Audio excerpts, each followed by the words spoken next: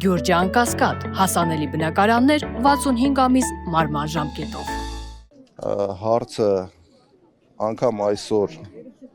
բոլոր փաստաթղթերով հանդիսանում է առաջնահերթություն, միջազգային ճանաչումը եւ որևէ մեկը դա չի փոխել։ Բացառապես իշխանությունները այսօր կեղծ իրենց թեզերով թուրք-ադրբեջանական տանդեմին հաջողանալու նպատակով փորձում են այդ հարցը հանել օրակարգից։ Պարոն Վանեցյան, այսօր Փաշինյանը դատապարտել է, սադրիչ եւ հրահրող է համարել Թուրքիայի եւ Ադրբեջանի դրոշները այրել, ասել է, որ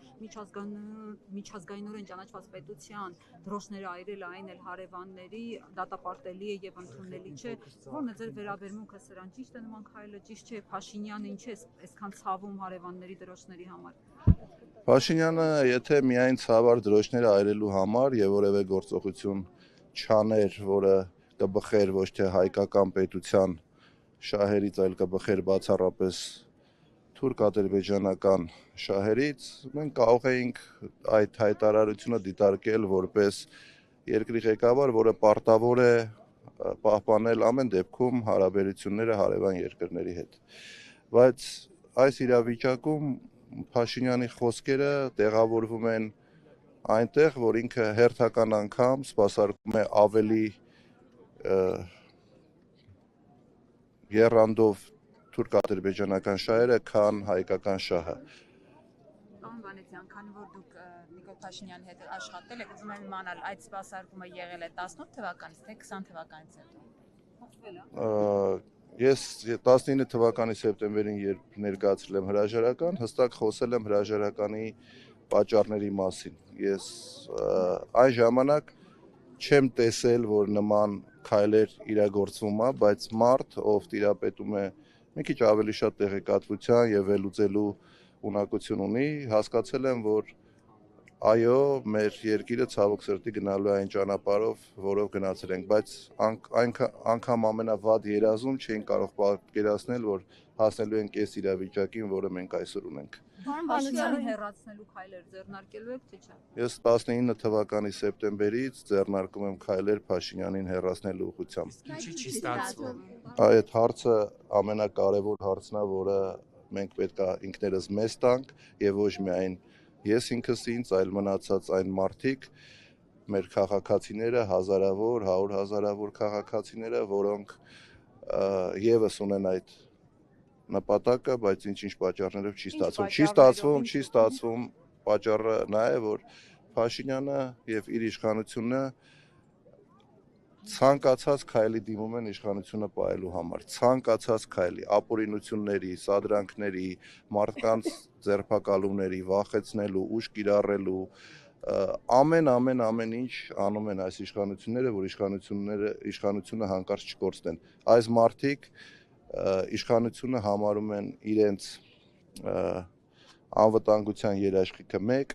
եւ երկրորդ ամենակարևորը իրանք վայելում են իշխանությունը, ոչ թե ծառայում են ժողովրդին։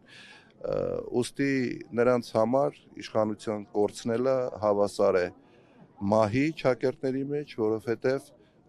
ոչ մի բան չունենալով, ոչ մեկ չլինելով այսօր նրանք հարստացել են, նրանք ունեն լծակներ, նրանք ունեն մեծ պահակախմբեր, որոնց միջոցով շրջում են ամենտեղ։ Ուստի նրանք ամեն ինչ անելու են, որ իշխանությունը չկորցնեն, բայց դա ներողություն, բայց դա մեզ չպետք է հուսահատեցնի եւ մենք ասենք դե ձեռքներս լվանանք, թող մնան։ Ոչ, պայքարելու ենք, բայց եկեք ժամկետներ չնշենք, ոնց ենք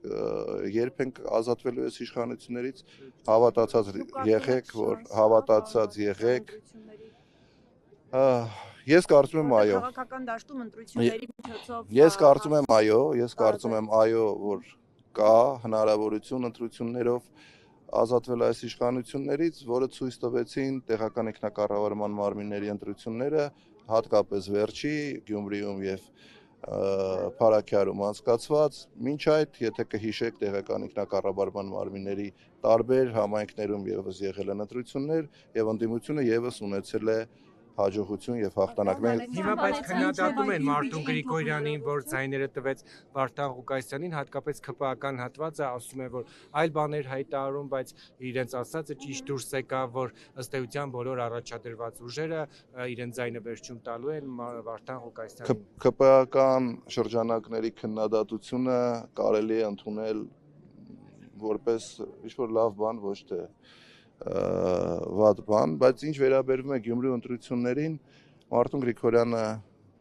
այդ առիթով հանդես է եկել մանրամասն հայտարարությամբ եւ բացատրել է իր դիրքորոշումը, որը ես ամբողջովին կիսում եմ։ Դուք ձեր քաղաքական ուժը պատրաստվում եք 26 թվականի ընտրություններին։ Փայլակ ջան պատասխանեցին նոր այդ հարցին։ Ասում եք 2026-ի հերթական ընտրությունները իմպիչմենթի հնարավորություն։ Ես ասել եմ, որ չբացառելով փողոցային պայքարը եւ մնացած գործիքները, որով հնարավոր կլինի հեռացնել այս իշխանություններին, ամեն դեպքում որպես քաղաքական ուժ մենք բոլորս պետք է պատրաստվենք 26 թվականի ընտրություններին, բայց նորից եմ կրկնում, առանց բացառելու